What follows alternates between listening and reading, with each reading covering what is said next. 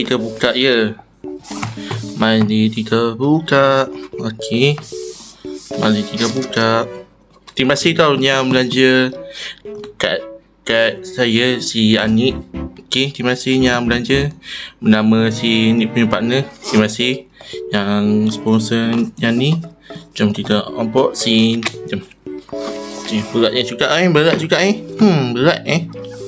berat berat. Okay, besar satu ni. Oh, pink siap. Hui, baik.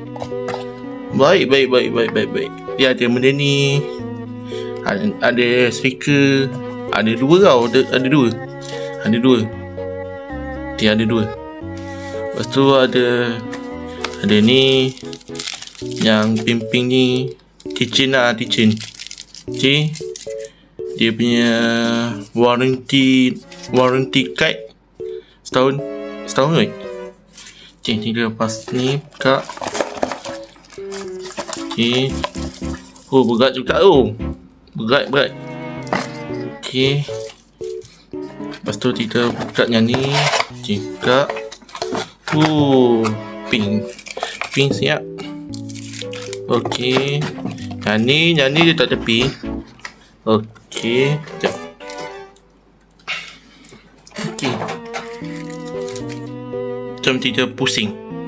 Okay, kita ada ni. Okay.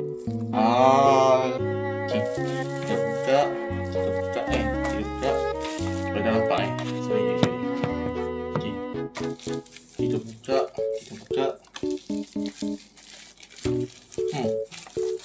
Okay. Ui, pink siap. Pink tu. Okay. Lawa dia.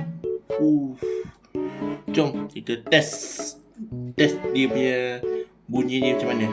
Let's go.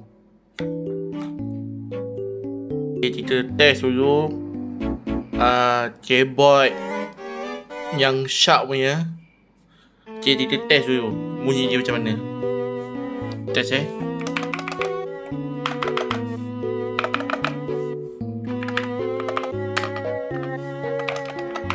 sedap tu. Syadu sedap.